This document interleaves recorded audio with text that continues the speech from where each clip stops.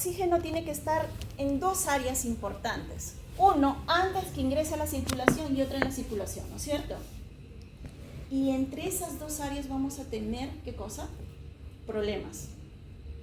Uno en el momento del ingreso y otro dentro del ingreso, porque vamos a tener varios tipos de hipoxemia también, ¿no es cierto? Muy bien. Entonces, hay que diferenciar patologías para poder determinar, a ver, un EPOC, un síndrome de distrés respiratorio, una neumonía, o podría ser un asma. Yo tengo que identificar o no tengo que identificar de qué tipo es. Sí, ¿no es cierto? Una enfermedad congénita, por ejemplo, una tetralogía de Fallot, puede ocasionarme enfermedad respiratoria. ¿Qué dicen? Sí, ¿por qué? Porque va a haber una sobrecarga de sangre hacia el pulmón, ¿no? ¿Qué más? Valvulopatías del corazón. Una valvulopatía de la arteria pulmonar me podría llevar. Sí, ¿por qué? Porque va a haber mayor flujo y no va a haber tiempo del intercambio. ¿Ok? Muy bien. Las anemias, ¿me pueden producir? Sí, ¿no es cierto? La altura, ¿me puede producir? También. Entonces hay que saber reconocer, ¿no es cierto? Muy bien. Ok, entonces vamos a ver hipoxemia, hipoxia, hipercapnia y hipocapnia. ¿Ya? Son definiciones muy distintas. ¿Ok? Bien. Recuerden que la presión del oxígeno y la presión del CO2, tanto en la región alveolar como a nivel de la región sanguínea, ¿es distinta o no es distinta? No es distinta, chicos. Porque yo tengo que tener, recuerden que para el intercambio, tanto la presión del oxígeno y el CO2 en la parte arterial y tanto a nivel alveolar, ¿tienen que ser iguales o no? A ver, chicos. Ajá. A ver. ¿Cuál es el lugar donde se produce el intercambio gaseoso? No, pero ¿qué lugar? ¿Cómo se llama? Membrana alveolo capilar. ¿Qué quiere decir? Que el alveolo tiene una membrana y el capilar tiene otra, y entre ellas dos hay una diferencia de milímetros.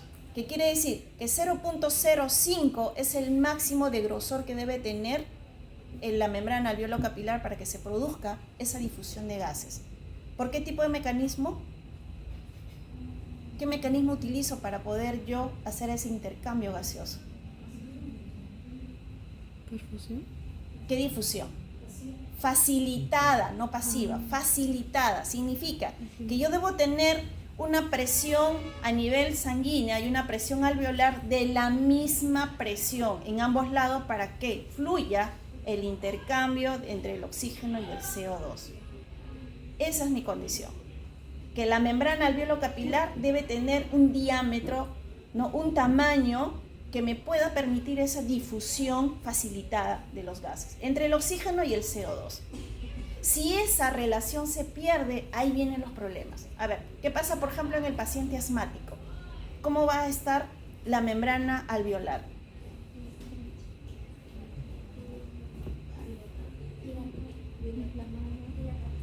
Inflamada, ¿qué más? Dilatada y llena de secreción.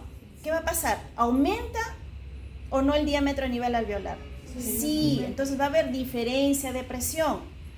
La sanguínea se va a mantener igual, pero la alveolar no. ¿Por qué? Porque hay un proceso inflamatorio a nivel de la pared alveolar, hay secreción de mucosa que está interrumpiendo y por lo tanto no puede darse. Entonces se queda atrapado el oxígeno y no puede pasar al otro lado. ¿Y qué va a pasar? El paciente empieza a hiperventilar. Porque necesita oxígeno, pero no hay. ¿Y qué va a pasar? ¿Qué le tienen que dar ustedes? Antiinflamatorios y mucolíticos que ayuden a remover todo eso y a disminuir esa membrana. Una vez que vuelve y retorna a su nivel normal, recién empieza el flujo. ¿Entendieron? Entonces, por decir, la presión del oxígeno a nivel arterial y alveolar es de 100 milímetros de mercurio. ¿Ya? En algunas literaturas de 100 a 110. La presión del CO2, tanto a nivel alveolar o a nivel sanguíneo, es de 35 a 40. En algunas literaturas, hasta 45 le ponen. Entonces, ¿qué va a pasar? Mi presión a nivel sanguíneo está normal. Mi CO2 y mi oxígeno tienen 100 y 40, por decir. Pero a nivel alveolar, eso se pierde por el engrosamiento. No hay. Entonces, ¿qué va a producir? Una diferencia de presión. Y esa diferencia de presión hace que el paciente empiece a tener sintomatología clínica. ¿Por qué? Porque el CO2 se va a acumular en la sangre, no va a poder salir, ¿no? Y el oxígeno tampoco va a poder ingresar. Y por ende, ¿qué va a haber? Diferencia de presiones. Por lo tanto, no hay el flujo. Y de ahí parte todo. Entonces, si nosotros entendemos cómo es la parte fisiológica en esta membrana alveolo-capilar, lo demás es fácil. ¿Ok? Muy bien. Entonces, recuerden, la presión alveolar debe ser igual a la presión sanguínea, tanto en el oxígeno como en el CO2. Por eso es que la gradiente o el FIO, ¿no?, tiene que tener, ¿no?, esa presión constante. Por ejemplo, cuando sucedió el COVID, ¿por qué necesitamos oxígeno? ¿Por qué se tuvo que necesitar oxígeno?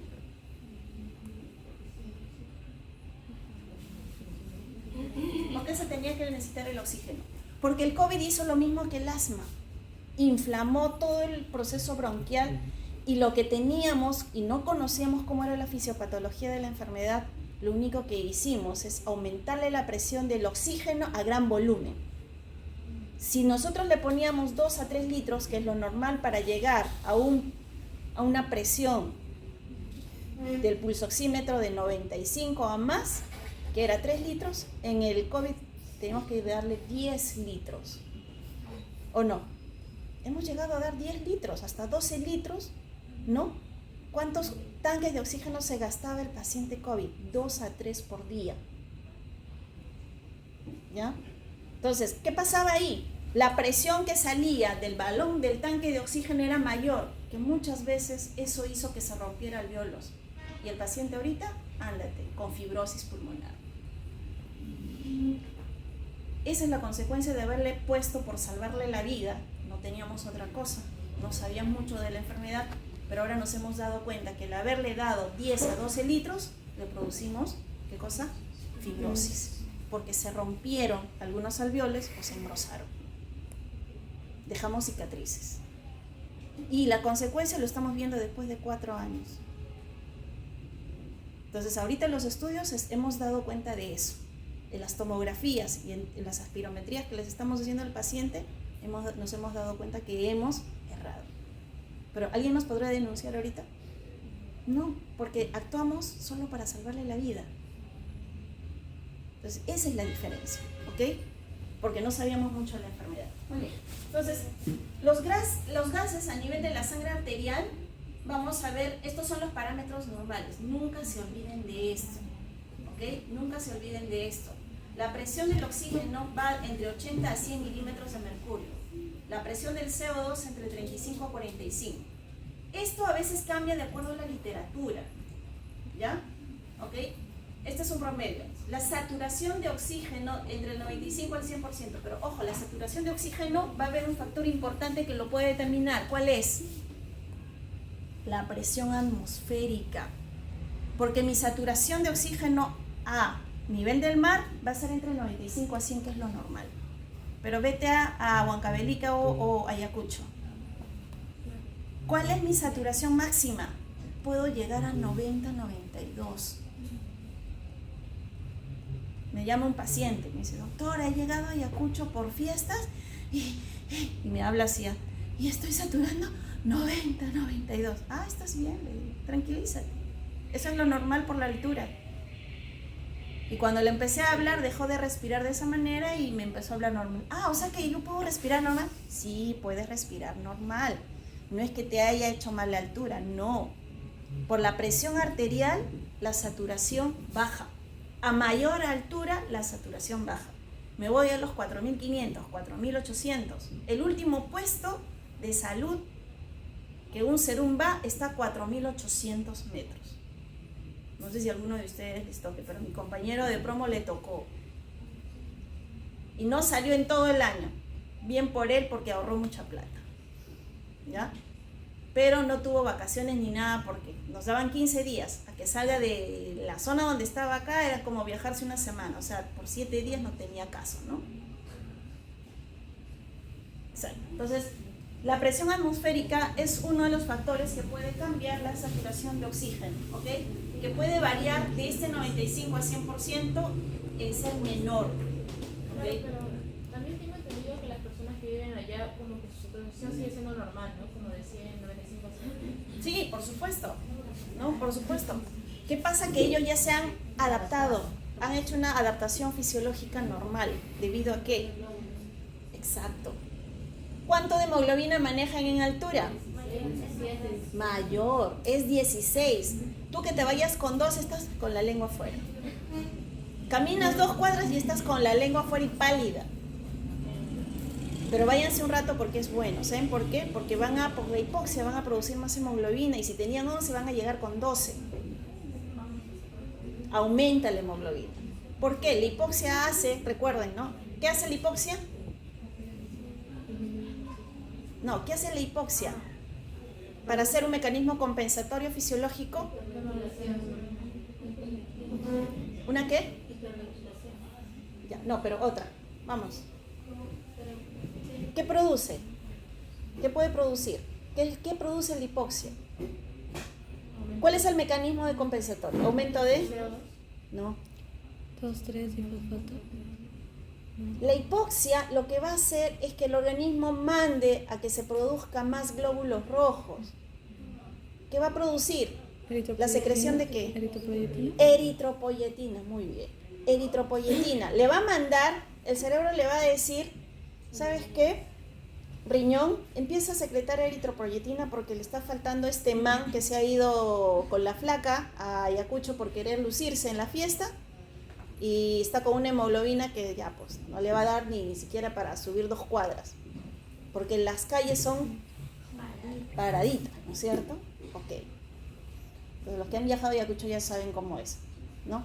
Entonces, ¿qué va a pasar? El organismo hace un mecanismo compensatorio fisiológico de producir más eritropoyetina. ¿Para qué? ¿A dónde se va la eritropoyetina? Médula ósea. ¿Para qué? Para crear más glóbulos rojos. Glóbulos rojos, pero no solamente glóbulos rojos. Tiene que crear a que la madre, la célula madre hematopoyética, que es la célula Steel, empiece a producir glóbulos rojos a gran escala para compensar la deficiencia de glóbulos rojos quienes transportan el oxígeno.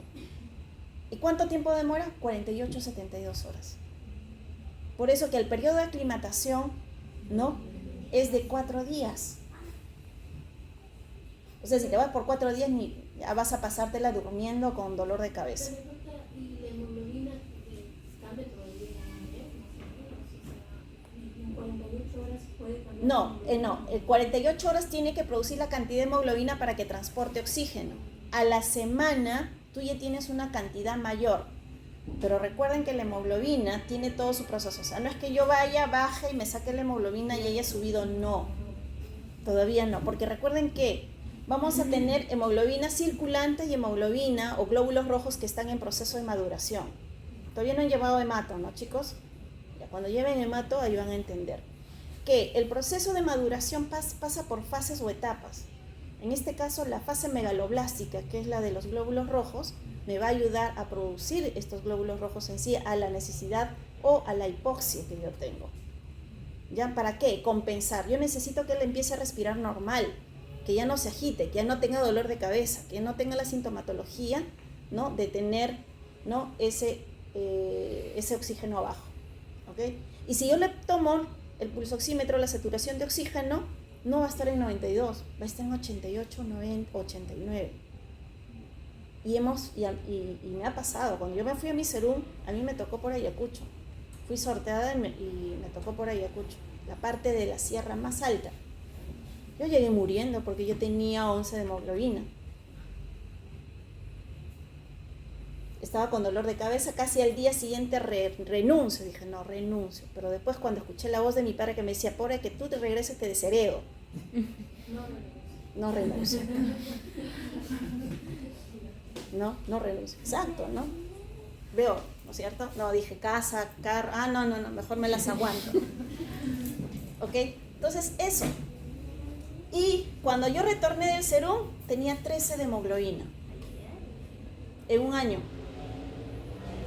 me mantuve.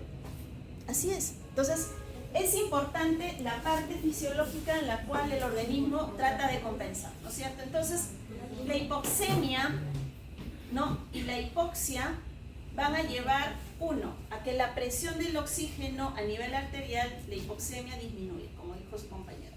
Y la hipoxia es la liberación del oxígeno en los tejidos. Recordemos de que la hipoxia es una necesidad que crea el organismo fisiológicamente para que haya una compensación, ¿ya? Porque a menor hemoglobina no va a haber como coche transportador del oxígeno y nutrientes, ojo, porque no va a llegar ni oxígeno ni nutrientes a las células más alejadas del organismo. Y la idea es que eso se compense, ¿no? Muy bien. Seguimos. Entonces, por lo tanto, en la hipoxemia vamos a tener una alteración en la gradiente del FiO2 y en la presión alveolar del oxígeno, ¿ya? Por lo tanto, toda patología que conlleve a nivel del corazón y a nivel pulmonar nos puede llevar a una hipoventilación, a una hiperventilación. ¿Ok? Cuando hablo de hiperventilación es que el paciente va a empezar a respirar mayor de lo normal, mayor de la frecuencia normal. ¿Ok? Hiperventila, ¿qué significa? Trata de tomar aire o querer tomar aire y no lo puede hacer, ¿no? ¿Por qué? Porque no hay, se rompió, ¿no? ¿Qué cosa que se rompió? Lo que es la presión entre ambos, ¿no? Entre ambas membranas, tanto en la membrana alveolar como en la membrana capilar. ¿Ok? Entonces, al no haber ese, no va a poder. A ver, otros factores que puedan ser, por ejemplo, lesión a nivel de columna. Que haya problemas en los músculos inspiratorios y expiratorios, ¿no? O de repente un derrame pleural, un derrame pericárdico. ¿Puede o no puede? Porque no va a poder distender, ¿no? O amplexar la caja torácica. Recuerden que es importante la amplexación porque con eso yo voy a poder tomar o inhalar la cantidad de oxígeno posible, porque si no voy a hacer una respiración superficial. ¿Qué significa la respiración superficial? Significa de que yo no voy a llenar totalmente mis pulmones. Por lo tanto, todo el oxígeno no llega a todos los alvéolos, solo una parte de los alvéolos. Y que va a haber, ¿no?, oxígeno en espacios muertos atrapados, que no se van a producir ese intercambio. ¿Ok? Por lo tanto, recuerden que la hipoventilación puede ser intrapulmonar o extrapulmonar. Cuando hablamos de intrapulmonar, a ver, ¿qué creen? Cuando dentro del pulmón. ¿Ya? ¿Cómo cuál? A ver. Oxígeno. Ciertas parálisis. Ciertas parálisis, muy bien. ¿Cómo de qué? La de Guillain-Barré. ¿Ya? Esa es una. Afecta el diafragma. ¿Ya? A nivel del músculo diafragmático. ¿Y quién inerva el músculo diafragmático? Nervio Nervio vago. Ajá. Exacto, nervio vago. Esa es una. ¿Cuál más? Otra. Plexo torácico. El plexo torácico. ¿Ya? ¿Quién más? Ya, malformaciones de la caja torácica. Recuerden que tenemos el tórax en quilla y tórax hundido. Pectum, ¿no es cierto? Excavatum. Muy bien. Entonces, ciertos factores externos también pueden, ¿no?, incidir en la alteración, ¿no?, de la hipoventilación. Muy bien. El desequilibrio de la volumen y ¿qué? Perfusión. ¿Ok? Ventilación, perfusión. ¿Ok? Entonces, recuerden que un desequilibrio puede producir también una hipoxemia. ¿Qué más me puede llevar a una hipoxemia? Las malformaciones, eso ya hemos visto las alturas, las malformaciones cardíacas, ¿ok? Persistencia del agujero oval, la tetralogía de Fallot, ¿no? que quiere decir se mezcla sangre venosa con sangre arterial, ¿no es cierto? Las valvulopatías, en este caso valvulopatía a nivel pulmonar o a nivel aórtico también, ¿ya? Entonces, ¿qué quiere decir? Que la sangre, en vez de llegar todo en su totalidad, hay un reflujo, se queda ahí. Entonces, al haber demasiado flujo no va a haber suficiente intercambio gaseoso a nivel alveolar, ¿ok? Entonces, acá va a haber ¿qué cosa? Una alteración en la gradiente de la presión del oxígeno con el CO2, ¿no es cierto? Muy bien. Ya, los cortocircuitos, derecha e izquierda, ¿no es cierto? ¿En qué casos? Pasa directamente la sangre venosa. Ya, Sin pasar por los alveolos. exacto, ¿no? Entonces le llamamos shunt derecha e izquierda, ¿no es cierto? Defecto en la difusión. En ese caso, ¿cuál sería? Recuerden que nosotros tenemos tres características esenciales. Una es la difusión, perfusión Y ventilación. Ventilación. y ventilación, ¿cierto? Entonces, si hay problemas en la ventilación, vamos a llegar a eso. Si tenemos dificultad en la perfusión, lo mismo. Pero muy raro que haya en la difusión, al menos de que esté alterado entre la ventilación y la perfusión. ¿Por qué? Porque va a tener que regresarse el CO2 acumulado y no va a tener que seguir. ¿A dónde se va el CO2 cuando no se libera? ¿Qué produce? ¿Qué pH produce? Alcalosis. Acidosis. Acidosis. ¿Ok? Entonces, en ese caso, haría acidosis respiratoria. Exceso de CO2 en la sangre, acidosis respiratoria. ¿Ok? Muy bien. Bien, ¿cuáles son las causas acá? Dentro de las causas de la hipoxemia, altitud elevada, hipoventilación, defecto de difusión, fibrosis, ¿no? Por ejemplo, ahí tenemos una patología de la fibrosis pulmonar, ¿no? O también no hay una buena extensión alveolar para poder producirse ese intercambio gaseoso. Las atelectasias también, ¿ya? ¿Ok? Las cavitaciones por tuberculosis, por eso que todo paciente con tuberculosis que haya hecho a temprana edad, ¿no? Es más probable que sufra de fibrosis o bronquiectasia.